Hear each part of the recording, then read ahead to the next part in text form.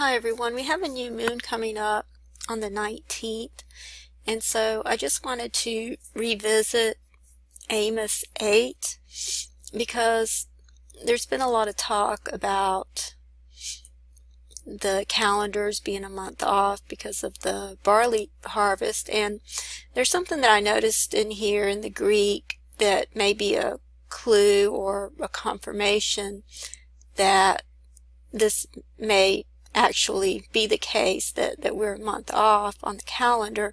And I just wanted to share that with you. I actually found it some time ago, but I had some other things that I wanted to share first, so I want to just go back to this. And I've been over Amos 8 before, and I've talked a lot about this word over here in the Greek, which means to cross over. And so it's saying over here, when will the new moon be gone? And it's the same in the Hebrew as well. The word in the Hebrew means to cross over. That we may sell corn is what it's saying over here. And I've talked about how the Strong's number is 7666, which could be a reference to the mark of the beast. And it actually means to buy or purchase grain is what it's showing here. But this word actually is the Hebrew word shabar, which means to break or break to pieces, as you see here.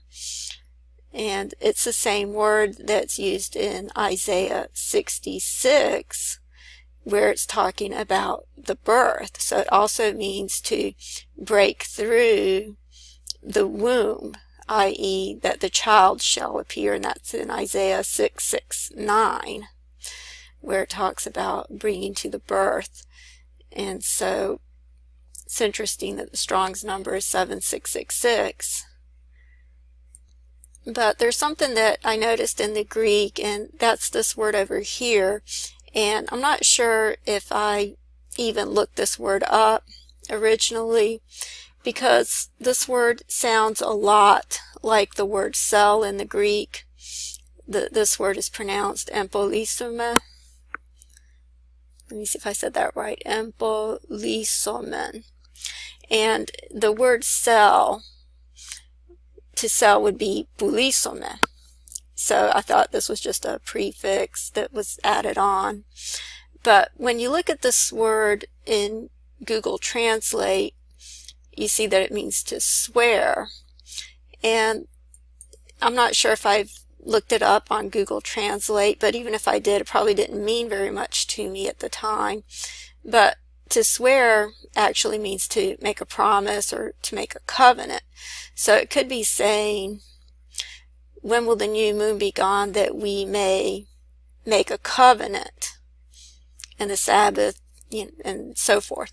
But another thing that I did is I wanted to see if there was actually another word that this might mean. So I was trying to get to the root of this word by, backing out some of the letters. And as you can see, when you take off the last letter, it means we betrayed.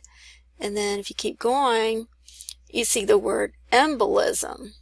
And so I thought about the head wound when I saw that word, but I wanted to look up the word embolism just to see what that means. And as you can see here, it means the occlusion of a blood vessel by an embolus. But the second meaning is intercalation, as of a day in a year, a period of time intercalated. And intercalation means the act of intercalating, inserting, or interpolation is in a series, something that's intercalated. And so that would mean that something is added in, as in an intercalary month could be added in a period of time that's added into the year, is what intercalation means. It's basically what leap years are. It's an intercalary year, and the Hebrew calendar adds an intercalary month. So this word right here, embolism, means to intercalate. So that could be a clue that there may need to be another month added in. Okay, so it could be saying, when will the new moon be gone that we may intercalate, is one way to interpret this, if this is meant to be the word embolism. But like I said earlier, it actually means to swear when you put the full word in. But another thing that I was thinking about that is a word that's very similar, that wouldn't have existed back when this was written because they didn't have vaccines back then. But the word for vaccine is also very similar. This would be E-M-B-O-L-I-O, and in the Greek there's no actual B sound. The letter beta, which would be this letter over here, is the Greek B, but it sounds like V. So when you want to make the B sound, what you do is you put E-M-P, and the E-M-P sounds like B, so that's why you have the word embolism as being the translation. So you see the letter B. So there's two ways. If you were to transliterate this word into English, there's two ways to make the B sound in the Greek. So either way, this would translate as E-M-B and then O-L-I-S-O-M. So a very similar word that wouldn't have existed back then would have been this word, which is E-M-B-O-L-I-O. And it could be that it was used as a clue to let us know what might be involved with the mark of the beast, is what I'm thinking. So I tried doing a bunch of tables to see if that might be the case, if there might be a vaccine associated with the mark of the beast. And I've come up with quite a few tables. I couldn't get the word vaccine to come up. So I tried to put in inoculate, and I couldn't get it to come up altogether. That's a really long word. It's very rare to have a word that long come up altogether. But it came up when you separate it. And this one came up in Exodus 28. And this is really interesting how this one comes up, because I put in inoculate, etch, which is another word for mark, and I've talked about how I believe this is a more accurate word. If you look up the Greek word, which is haragma in the Greek, it actually means to etch, and so I believe that's a more accurate word for the mark, because a needle is involved with that, or a sharp point. And then beast, and it came up in Exodus 28:38, and it says, "And it shall be upon Aaron's forehead, and Aaron shall bear the iniquity of the holy things which the children of Israel shall hallow in all their holy gifts, and it shall be always upon his forehead, that they may be accepted before Jehovah." And of course, this is talking about the true mark, which would be the seal of the Holy Spirit in this context over here. And then it goes on to talk about the fine linen, which I've talked about before, how the fine linen represents the restored DNA, because it's intertwined, just like the DNA strand is intertwined, the double helix. And it's also making a reference to a girdle, which is also has that imagery as well, because they didn't have elastic back then. So what they did is they would lace it up like you would shoelaces, would be a good example. And God uses that example in John 1:27, where John the Baptist said that he's not worthy even for his shoes to unlatch, I believe is how it was stated. And it was talking about the lacing of the shoes, and that was a representation of DNA. So he's saying, I'm not even worthy to loose the shoes that are laced on the bottom of his feet, let alone to loose the DNA, because that's what it's all an imagery of. And so it's interesting how this comes up. And then I did another one over here. It's inoculate, abomination, beast, buy, sell, scan, hand. And as you can see, that came up in Leviticus 11. I've talked about how the number 11 represents DNA. And so this is talking about unclean animals. And so you see these terms come up. And then this one I put in inoculation, etch, little horn, right hand, and forehead. And you can see forehead is joined together over here in the green and the burgundy. You see horn over here. You see little over here in the blue with the letters L, I, T, T, L, E. And it's coming up where it says his soul is puffed up.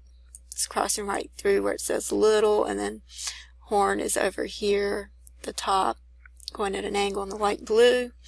And then you have the word right over here in the green, and hand is over here in the yellow. And then, like I said, forehead is over here. And inoculation comes up. It's joined together. You see the first part here with the letters I, N, O joins with this part, and then C, U, and then the second part is over here in the pink going straight up and down. But they're joined together, so you have the word inoculation. Okay, this is one that I did a long time ago on Obamacare. I couldn't get the word inoculation to come up with the word Obama, but I just wanted to share this again for the people that haven't seen this. But I had put in grievous, sore, Obamacare, etch, beast, and then you have this word in subjection that comes up over here, and it seems to form the imagery of a needle, a hypodermic needle. And of course anyone who would take the mark or the etch, you see that coming over here in the blue, would be in subjection to the Antichrist. And the first thing that I noticed is that it looked like injection, because if you take out the sub, it makes the word injection, but the injection would be under your skin, so it would be an in subjection, and because that's where the mark of the beast goes, under the skin. And so you have beast over here in the green, and you have sore over here in the pink, you have grievous over here, and then you had Obama over here in the lavender, and then care over here in the bluish lavender, and then etch is like it's inside the syringe. And this was coming up in Hebrews 12, and I had talked about how the word chasteneth is all over this. You see the word chastening and chasten. And this is a word in the Greek which actually can mean to torment. It can mean to instruct, but it can also mean to torment, and it's coming up all over this table in Hebrews 12. So I just wanted to share that one again.